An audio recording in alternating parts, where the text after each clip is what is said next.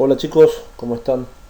En la clase de hoy vamos a dar inicio a la unidad número 2 correspondiente a lo que son los compuestos de coordinación. Para comenzar a hablar de los compuestos de coordinación vamos a hacer una introducción, una breve introducción con respecto a la historia de estos compuestos. Desde hace más de 150 años se los conoce a los compuestos considerados hoy en día como los compuestos de coordinación. ¿Cuáles eran las características que los diferenciaban a estos compuestos de coordinación? Eran las diferentes variedades de colores y fórmulas químicas que no coincidían con los enlaces esperados que se formen, ¿sí? Recuerden que nosotros vimos los distintos tipos de enlaces, ¿sí? Y nosotros analizamos esos enlaces químicos con respecto a los estados de oxidación o las valencias. Bueno, acá no sucedía eso, ¿sí? Y esa era una de las características que diferenciaba a los compuestos comunes con los compuestos de coordinación. El tema de los colores y de la variedad, las fórmulas químicas que eran variables que no coincidían con los enlaces esperados. El estudio moderno de dichos compuestos comienza con dos químicos, el suizo Alfred Werner y el danés Sophus Jorgensen. Ambos eran químicos hábiles no solo en aspectos sintéticos o de laboratorio, sino también en el área de interpretación y teoría. Estos dos químicos fueron los primeros en comenzar a hacer el estudio de estos compuestos de coordinación. Los dos se separaron por su lado, pero el que tuvo mejores resultados fue Alfred Werner. Pero esto no quiere decir que lo que Jorgensen propuso o estudió esté mal, sino que eso ayudó a que Werner sepa por qué camino no ir. Esto es un pequeño ejemplo en esta figura de algunos compuestos de coordinación, ¿sí? Como pueden ver, ahí tienen 4 compuestos de coordinación, ¿sí? De complejos de níquel con distintas fórmulas químicas que son variadas, ¿sí? Cada uno de esos complejos presenta un color característico diferente y muy llamativo. Esa también es una característica importante, que los colores son colores muy llamativos.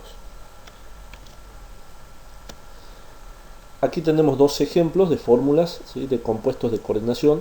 Como ustedes pueden ver, no son los compuestos o las fórmulas químicas normales que venimos manejando en el curso de química general o hasta el momento, ¿sí? Sino que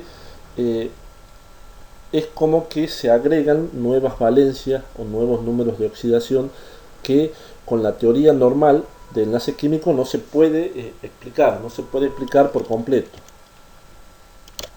Posteriormente se realizaron investigaciones para entender su comportamiento y fue justamente Alfred Werner quien terminó de estudiar en forma acertada a los compuestos de coordinación.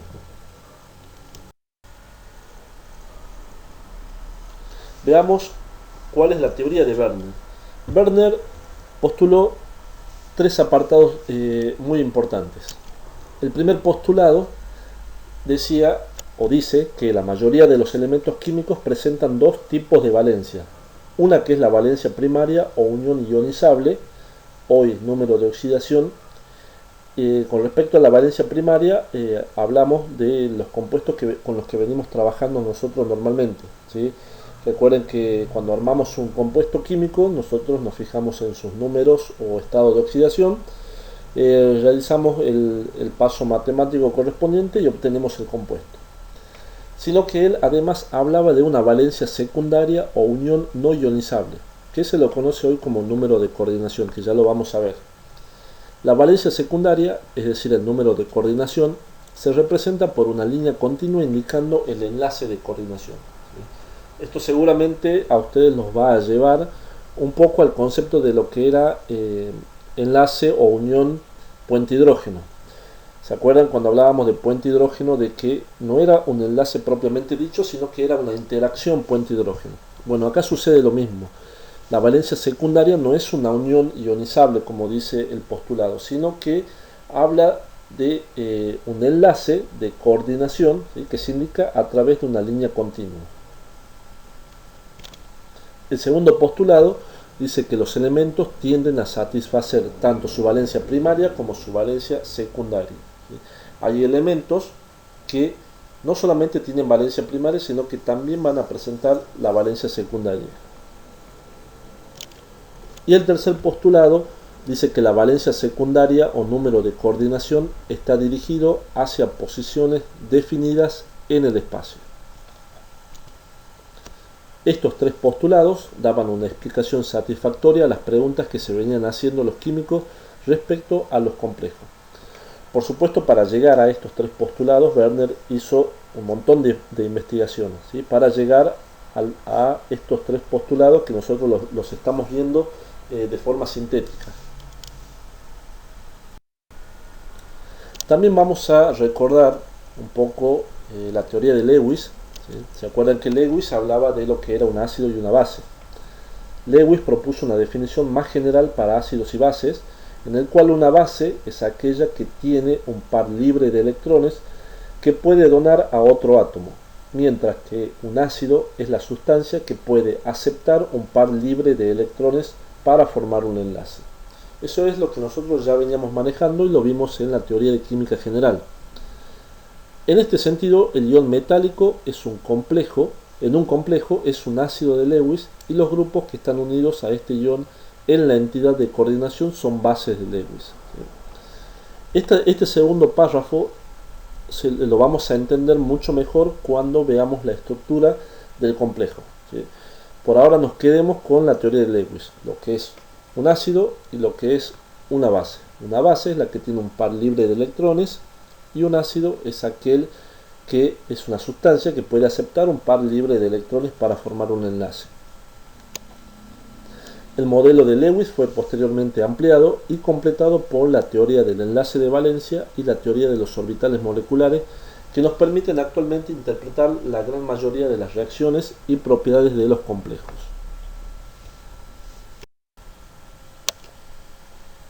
Ahora, vamos o entremos de lleno a lo que es un complejo. ¿Cuál es la definición de un complejo? Los complejos son compuestos en los cuales uno o más grupos coordinados o ligando están unidos a un elemento central metálico por enlaces de coordinación. Se presentan como sustancias coloreadas. Recuerden que era una característica importante de los compuestos de coordinación. ¿Cuál es la estructura de un compuesto de coordinación? Tenemos un ion metálico o un elemento central, tenemos un ligando que se simboliza con la letra L, un índice de coordinación que está entre paréntesis y que se lo simboliza con la letra M, y la carga neta del complejo que se lo pone en el superíndice con la letra C. Esa es la estructura principal de un complejo. Ahora, lo que tenemos nosotros entre corchetes, lo que se observa en ese gráfico, en esa figura, perdón, es lo que se conoce como una esfera de coordinación. Lo que es la esfera de coordinación lo vamos a usar muy seguido, ¿sí? Sobre todo en la nomenclatura. Así que tienen que familiarizarse con el término complejos y con el término esfera de coordinación. La esfera de coordinación es todo lo que está encerrado en ese corchete. Todo lo que está afuera de ese corchete van a aparecer otros elementos o otros iones que se puedan agrupar a esa esfera de coordinación.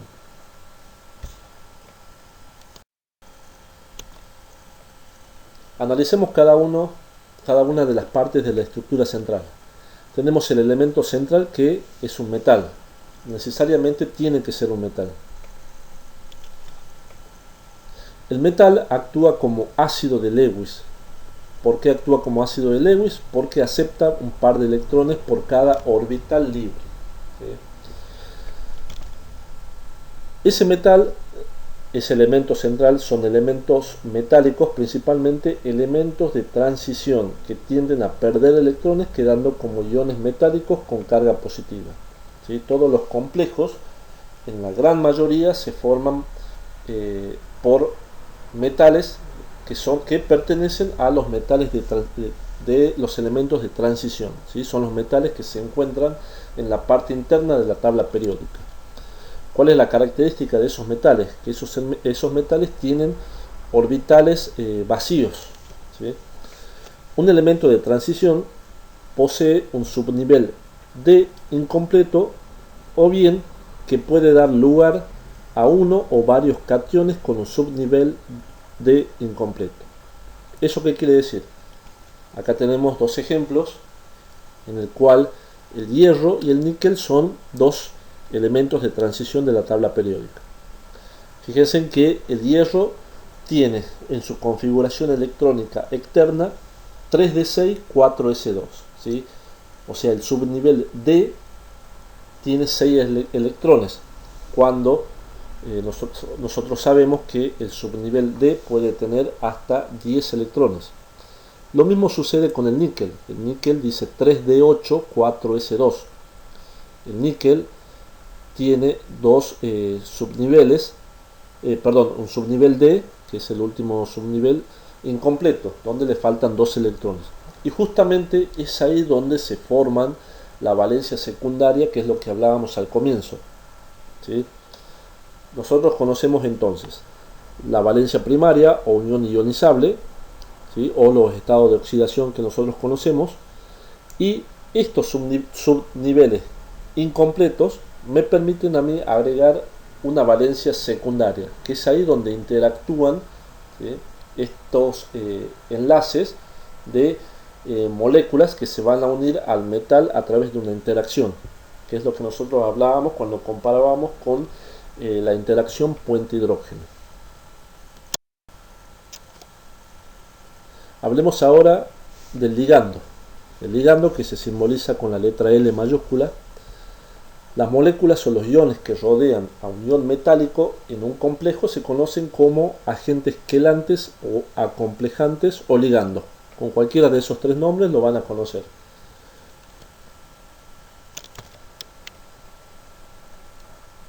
Normalmente son iones o moléculas polares que además tienen un par de electrones de valencia que no están compartidos. Y como tienen pares no compartidos, actúan como base de Lewis porque donan ese par de electrones para poder formar y enlazarse con los metales que tienen los subniveles D incompletos. Los ligandos que están coordinados al ion metálico forman la primera esfera de coordinación. ¿Se acuerdan que hablábamos de esfera de coordinación? Que era todo lo que se encontraba en el corchete de un complejo, ¿sí? Entonces todos estos ligandos, los ligandos que están coordinados al ion metálico, forman lo que se conoce como la primera esfera de coordinación. Como por ejemplo, fíjense que acá tenemos 4 tipos de ligandos. La primera, que es la molécula de agua, que tiene pares de electrones libres, ¿sí? La segunda, que es la molécula de amoníaco, que tiene un par de electrones libres. Después tenemos el anión cloruro, que tiene 4 pares de electrones libres, ¿sí? Y después tenemos la molécula del monóxido de carbono. Un ligando puede ser, como dice la definición, son moléculas o iones que rodean al ion metálico. El agua, el amoníaco, el anión cloruro o el monóxido de carbono se los considera como ligando porque tienen pares de electrones libres y se pueden unir o interactuar con los metales que tienen subniveles incompletos.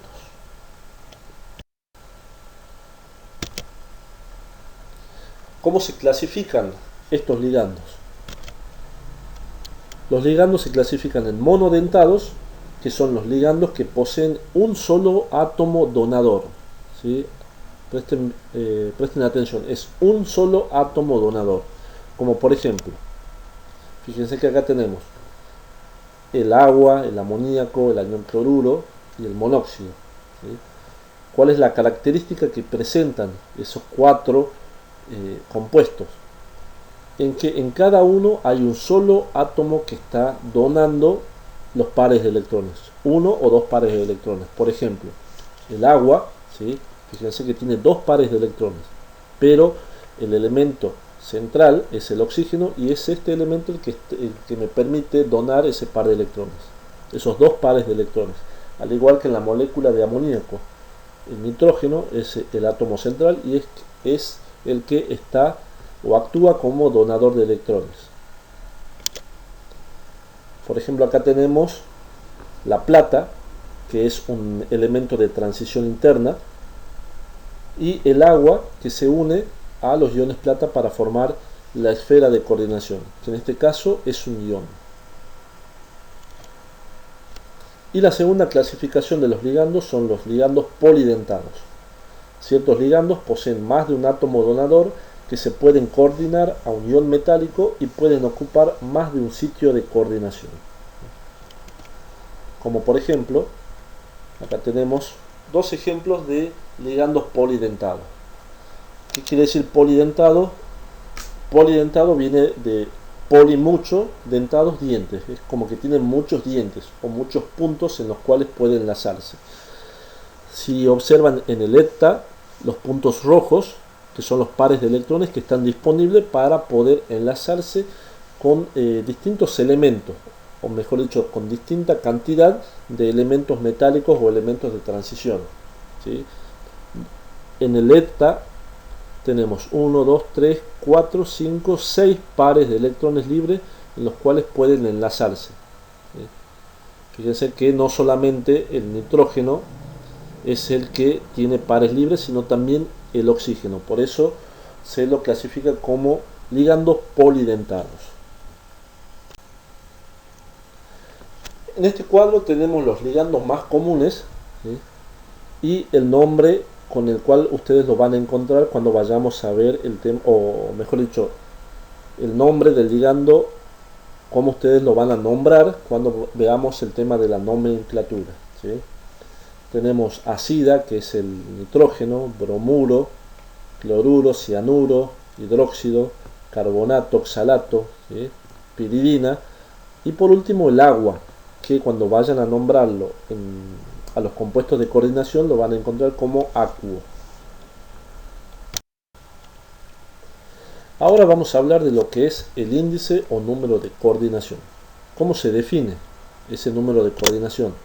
Como el número de orbitales libres que tenga el átomo central metálico y que coincide con el número de enlaces coordinados que es capaz de fijar el ligando. Recuerden que nosotros hablábamos de que el átomo central, que es un elemento metálico que corresponde justamente a los elementos de transición de la tabla periódica, de transición interna, la característica de estos metales era que presentaban subniveles de incompletos.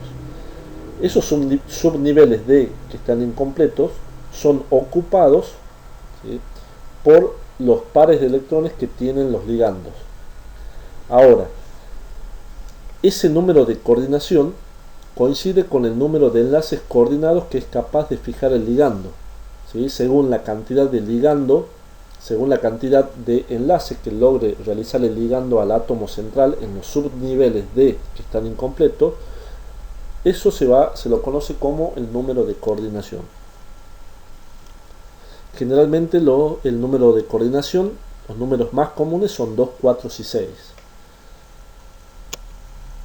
Por ejemplo, acá tenemos el cloruro de diaminplata 1. Más adelante vamos a ver la parte de nomenclatura, así que por ahora no se asusten si no pueden nombrarlo a este compuesto. Fíjense en que en la esfera de coordinación, que es lo que está entre el corchete, y lo vimos en las diapositivas anteriores, tenemos la plata, que es el elemento de transición interna, el amoníaco, que es una molécula neutra, y tenemos afuera el cloro. ¿Sí? En la esfera de transición tenemos entonces dos moléculas de amoníaco que se unen al elemento de transición interna. Por lo tanto, el índice o número de coordinación de ese complejo va a ser igual a 2. ¿Por qué? Porque tenemos dos ligandos en este caso. Y por último vamos a ver lo que es la carga neta del complejo. La carga de un complejo es la suma de las cargas del metal central y de los ligandos que lo rodean. ¿Sí? Siempre hablamos acerca de la esfera de coordinación. ¿Sí? O sea, en conclusión, la carga neta sería la carga que presenta la esfera de coordinación. Por eso dice la carga de un complejo es la suma de las cargas del metal central, que es el elemento de transición, y de los ligandos que lo rodean. Por ejemplo, tenemos en la esfera de coordinación tenemos el cobre y 4 moléculas de amoníacos. Y en la parte externa de la esfera de coordinación tenemos el ion sulfato. Nosotros necesitamos saber, por ejemplo, en este caso, cuál es la carga neta de la esfera de coordinación o del complejo, ¿sí? El ion sulfato sabemos que tiene carga -2. Entonces el complejo debe tener carga, por obvias razones, de +2, ¿sí? Entonces esa va a ser la carga neta del complejo.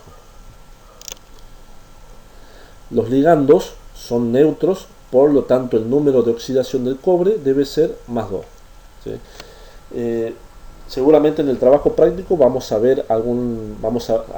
realizar algunos ejercicios de este tipo para determinar justamente la carga del elemento de transición, ¿sí? Y los pasos que debe seguir es lo que acabamos de ver. Primero, identificar cuál es el compuesto en su totalidad y empezar a desglosar, ¿sí?, cada una de las partes. Por un lado la esfera de coordinación y por otro lado el anión o el catión que se encuentra afuera. Y de esa manera ir sumando y restando lo que son los estados de oxidación para obtener el estado de oxidación del átomo central metálico. Bueno chicos, hasta acá vamos a llegar con la teoría para que no se haga más larga y continuamos en la siguiente clase. Hasta luego.